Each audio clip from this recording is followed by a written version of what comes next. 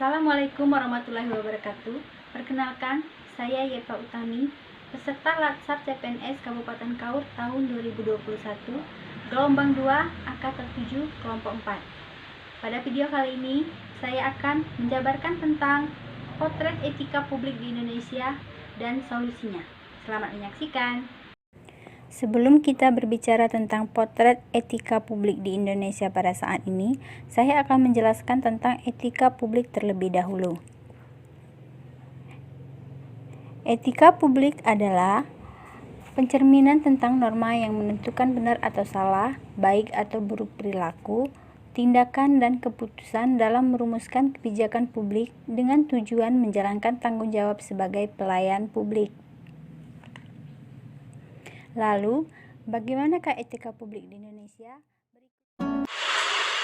Dua pegawai Dinas Kependudukan dan Catatan Sipil Kabupaten Garut digelandang ke Mapolres Garut usai terjaring operasi tangkap tangan tim Saber Pungli Polda Jabar Rabu petang. Selain dua orang PNS, seorang anggota LSM yang diduga calo juga ikut diamankan karena terlibat dalam praktek pungli tersebut. Emosi pegawai Dinas Catatan Sipil dan Kependudukan Kabupaten Jeneponto, Sulawesi Selatan ini meluap di hadapan warga yang sedang mengurus administrasi di ruang pelayanan pengurusan surat administrasi kependudukan. Ia marah karena tak terima mendengar sebagian warga menudingnya menerima uang atau melakukan pungutan liar di setiap pengurusan surat-surat kependudukan. Seperti inilah ulah sebagian oknum PNS di lingkungan Pemkab Tasikmalaya, Jawa Barat pada hari pertama kerja usai libur Lebaran. Sebagian PNS yang terlambat apel memilih kabur menggunakan sepeda motor, sementara sebagian lagi berlarian masuk barisan saat apel berlangsung. Pembuatan dan perpanjangan SIM terlihat di depan kantor Satuan Penyelenggaraan dan Administrasi Satpas di Mapolsek Kemayoran, Jakarta Pusat. Bahkan antrian terlihat hingga keluar jalan raya, namun tidak semua yang antre bisa dilayani.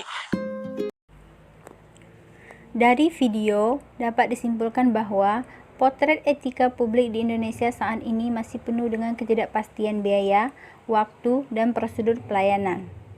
Hal ini disebabkan tidak adanya prosedur pelayanan yang mengatur kewajiban secara pasti dan transparan dari penyelenggara pelayanan. Dan hak apa saja yang diperoleh warga sebagai penerima layanan?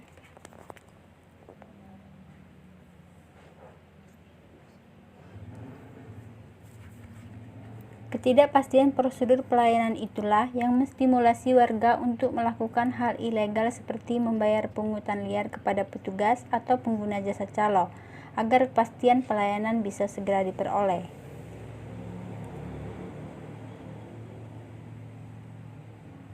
Kemudian, datangnya pandemi COVID-19 membuat pelayanan tidak dapat dimaksimalkan. Banyak pelayan publik yang dirumahkan, sehingga berakibat penurunan pelayanan. Tetapi, apakah masyarakat mengerti? Masyarakat tentu tetap ingin mendapatkan pelayanan yang baik dan cepat, sehingga etika publik harus terus ditingkatkan. Oleh karena itu, diperlukan solusi dan inovasi dari pelayanan publik yang lebih baik. Salah satunya adalah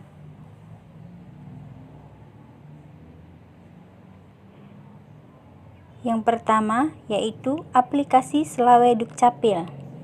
Aplikasi ini telah digunakan oleh aparatur terkait yang demi keefisienan dan efektivitas pelayanan publik sehingga masyarakat tidak perlu antri dan berkerumun dalam mendapatkan pelayanan.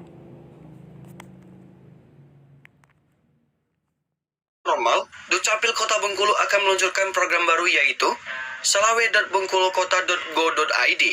Aplikasi pelayanan online ini untuk memudahkan masyarakat dalam melakukan kepengurusan data secara online. Aplikasi salawe.bengkulukota.go.id akan diluncurkan dalam waktu dekat. Dengan demikian masyarakat tidak harus bertatap muka langsung atau pergi ke kantor Dukcapil untuk kepengurusan data di Dukcapil. Yang kedua yaitu aplikasi Pandawa BPJS. Pelayanan Pandawa BPJS merupakan salah satu inovasi pelayanan publik di masa pandemi COVID-19. Masyarakat tidak perlu repot untuk datang mendapatkan pelayanan. Masyarakat mendapat pelayanan cukup dari rumah menggunakan aplikasi Pandawa BPJS.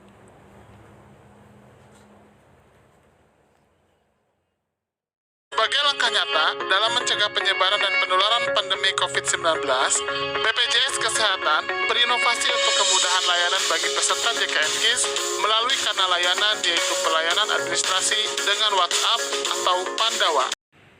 Yang ketiga yaitu aplikasi Belajar ID. Belajar di dalam jaringan juga merupakan salah satu solusi di bidang pendidikan. Aplikasi belajar dapat membantu siswa mengakses pelajaran.